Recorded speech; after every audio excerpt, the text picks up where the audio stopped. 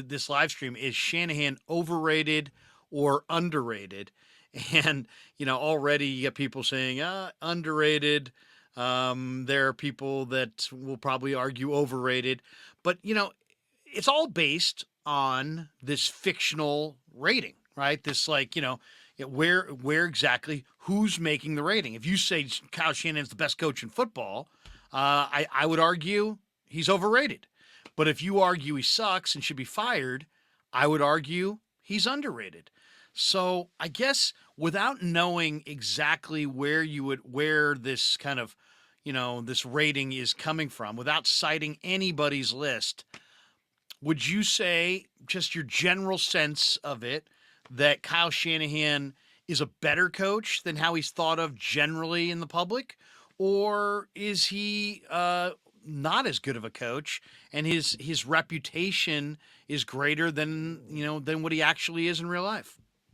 Man, I am okay with having a strong opinion, but I'm not going to force something. I think he's rated, if that's fair to say. I just think he's rated because you're right. It just depends on who it is that you're talking to. And so I'm just trying to take the overall consensus of talking with 49er fans, people who show up on my show, or if I guest host somewhere else, what I see from people. And a lot of people think, hey, he's no good. He needs to be out of here. A lot of people think he's a top two, top three coach in the league.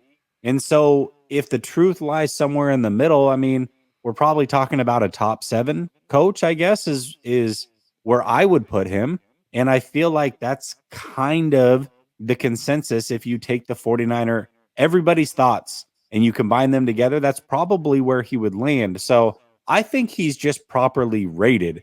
But like you said, if you're talking to somebody who thinks he needs to be fired, then of course he would be underrated. And if you're talking to somebody who just thinks, oh man, we can never move on from Shanahan, this is the best it'll ever get, then I would say he's overrated.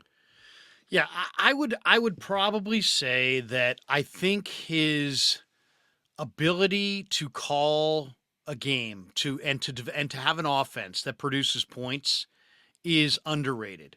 I think his knowledge as an offensive coach is underrated. I think his this idea that he's somehow Walsh, there, I forget who it was, but somebody, it's Ryan Hensley is having a show this weekend where he's going to discuss Shanahan and Walsh.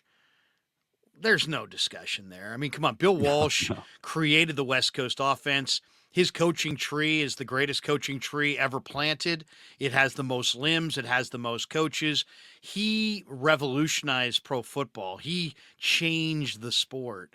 Kyle Shanahan did not change the sport. So if you want to compare him, Kyle, with Walsh, I would say he's overrated because he's not in that. In my, there's Bill and there's Kyle, and they're not close. Bill is quite a bit better. But if you want to say, Kyle compared to other highly rated offensive coaches around the game, like Sean McVay, and some of these other coaches that are head coaches that are offensive based head coaches, I think you could make an argument that he's a little underrated because Kyle's offense does produce points. Kyle did wind up in the NFC Championship game with his third string quarterback, leading an offense that still found a way while he was out there to score 33 points a game on average. So I know that's like kind of, walking both sides of it. And I'm throwing Walsh out, and it's like easy to hey, Walsh, and he's not as good as Walsh. Right. Yeah. But that's like that's the one comparison I saw this week that I thought, okay. And I didn't do this topic based on Ryan's live stream. I actually saw somebody else had a rankings, and I think Kyle was like sixth or seventh. And if you said to me, where does he belong? I would say about sixth or seventh. I would have Belichick in front of him. I would definitely have Reed in front of him. I've got to put McVay in front of him, despite the fact he has ownage on McVay, because McVay's got the ring, and that's what we play for. I mean, that's what they coach for. That's what the whole thing's about. And then, but I mean, would I put him in front of Tomlin? Probably not. Tomlin's got a ring. Would I put him in front of John Harbaugh? Probably not. John Harbaugh's got a ring. but it's not as simple Pete as you Carroll have. probably you'd have to put ahead Pete of him as Carroll's well. got a ring. Yep. And Pete Carroll's also adapted to several different changes around the Yeah. league, and he's continued to have his teams ready to go. So I would say, is Kyle the best coach in pro football? No. Is he the worst coach in pro football? No. He's in the top half for sure, and I would probably have him seventh, maybe eighth, Yeah. I think that's right fair. in that range. So I'll hang with you. He's rated.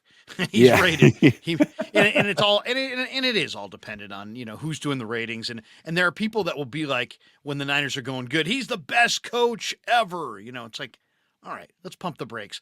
But then there are people that are like, dude, if they would just get rid of Kyle, they could then go pursue a Super Bowl. I think that's that. Yeah. I don't know. I, To me, that's overly negative.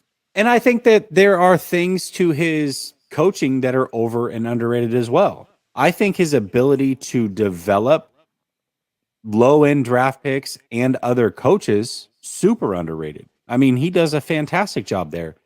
I think that his actual play calling is a little bit overrated. I think his play design, people talk about, oh, he's this offensive genius. And I think that shows through his play design. I think he definitely is. I mean, him and Andy Reid, that's probably it as far as play design.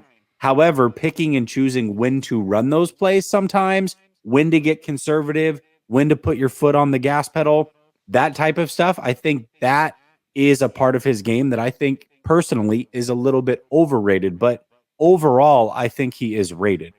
Yeah, I mean, it's fair. I would say that his play action pass game and what Greg Cosell used to describe to me as play action, his play action fusion game. So making the pass plays in the play action game really mirror the run plays.